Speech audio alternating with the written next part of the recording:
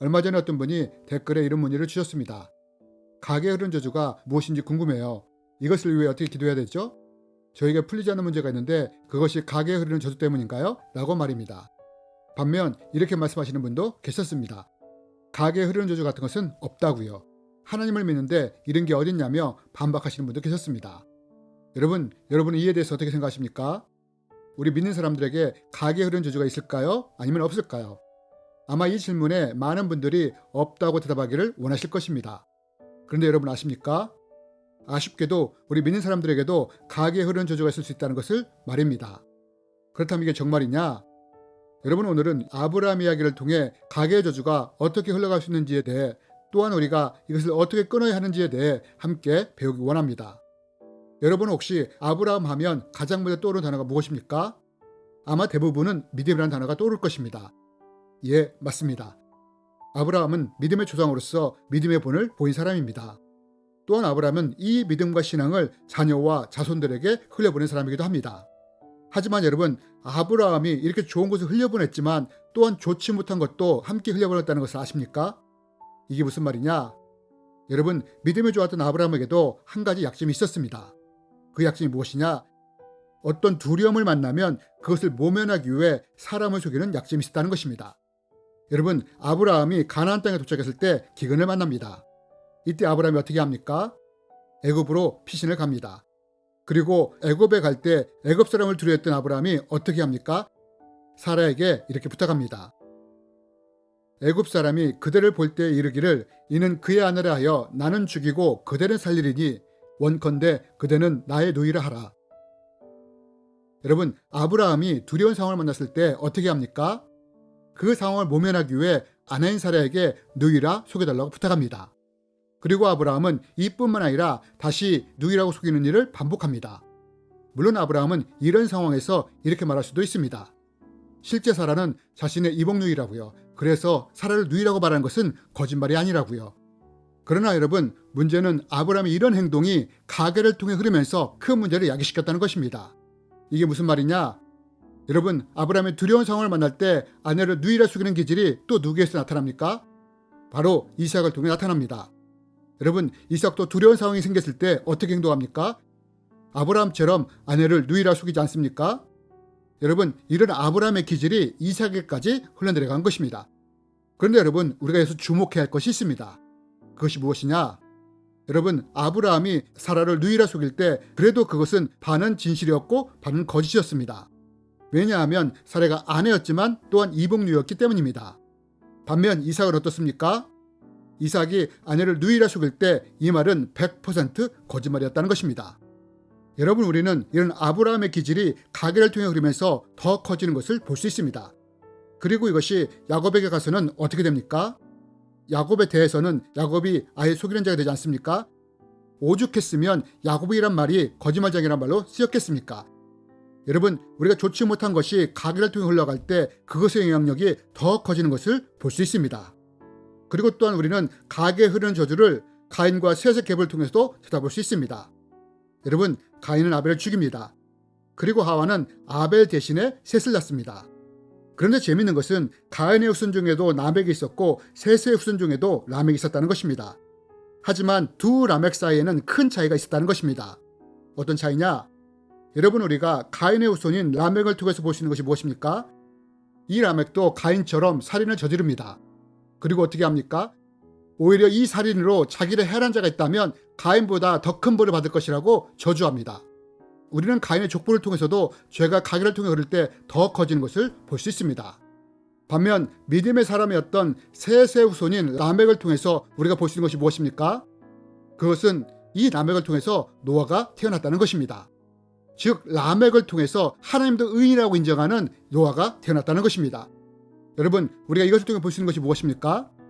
우리의 가게를 통해서 저주도 흘러갈 수 있지만 축복도 흘러갈 수 있다는 것입니다. 여러분, 내 안에 무엇인가 해결되지 않는 쓴뿌리가 있을 때, 좋지 못한 것들이 있을 때, 중독이 있을 때, 좋지 못한 기질이나 행동이 있을 때 이러한 것들이 가게의 저주가 되어 흘러갈 수 있다는 것입니다. 그렇다면 여러분, 우리의 가게를 통해서 저주가 아니라 축복을 흘려보낼 사람이 되려 한다면 어떻게 할까요? 이것을 야곱을 통해 배울 수 있습니다. 여러분, 우리는 야곱의 좋지 못한 기질이 아브라함으로부터 흘러온 것을 보았습니다. 그리고 속이는 기질이 가계를 통해 흐를수록 더 커지는 것을 보았습니다. 아브라함이 사라를 누이라 속일 때는 50% 거짓말이었는데 이삭의 아내를 누이라 속일 때는 100% 거짓말이었습니다. 그리고 이제 야곱에 대해서는 자기가 원하는 것을 얻기 위해서라면 사람을 쉽게 속여버리고 타인에게 피를 입히는 그런 기질까지 나타나게 됩니다. 그러나 여러분, 이랬던 야곱이 어느 한순간에 완전히 바뀌게 됩니다. 언제 어떻게 바뀌느냐? 바로 야복강가에서 천사와 씨름을 하면서 야곱이 완전히 바뀌게 됩니다. 여러분, 야곱이 씨름하기 전에는 어떤 모습을 보였습니까?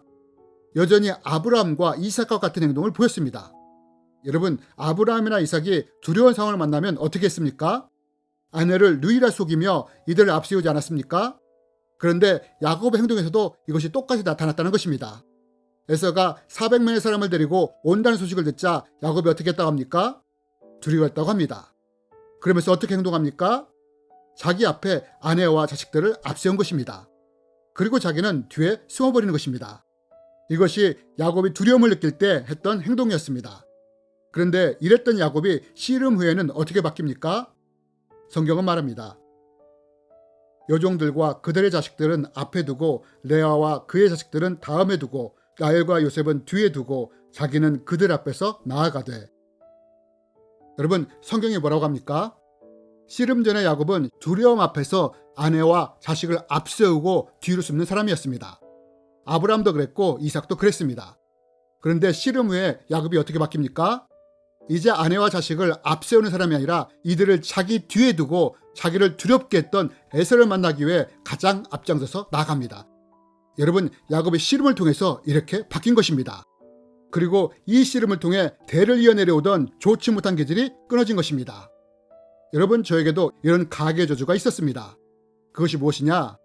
저의 집에는 자살의 저주가 있었습니다. 아버지 가게에 단명하며 자살이 있었는데 저희 대에 와서는 어떤 일이 일어나느냐? 우리 가족 3명이 자살하는 일이 일어났습니다. 아버지, 큰형, 작은형이 차례대로 자살하면서 운명을 달리한 것입니다. 이것이 우리 가게에 내려오는 저주였습니다. 문제는 둘째 형이 자살한 후에 제가 예수님을 믿었지만 여전히 가게의 자살의 저주가 저를 괴롭혔다는 것입니다. 그럼 이런 자살의 저주가 언제 끊어졌느냐? 이 자살의 저주와 씨름하면서 가게의 저주가 끊어지게 되었습니다. 늘 우울한 생각, 자살의 생각, 통제할 수 없는 감정의 기복과 싸우기 시작했습니다. 먼저 이런 것들을 향해 예수 이름을 선포하기 시작했습니다. 나사렛 예수 그리스도 이름으로 명하노니 나에게 자살 생각을 주는 악한 영은 떠나갈지어다 명령했습니다.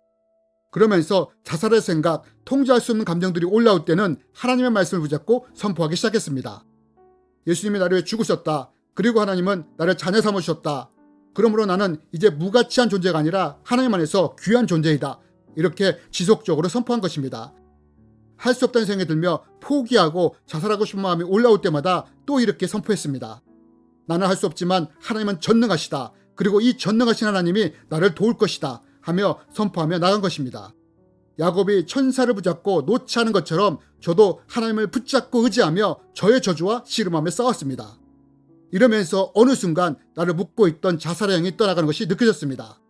또한 내 감정과 내 깊은 곳에 자리 잡고 있던 자살의 생각과 묶임들이, 저주들이 떠나가는 것을 느낄 수 있었습니다. 여러분, 가게의 자살의 저주는 제가 선택한 것이 아니었습니다. 그러나 그 저주는 내 삶을 지배했습니다. 하지만 하나님을 붙잡고 씨름할 때 이 저주의 묶임이 풀어지게 되었습니다.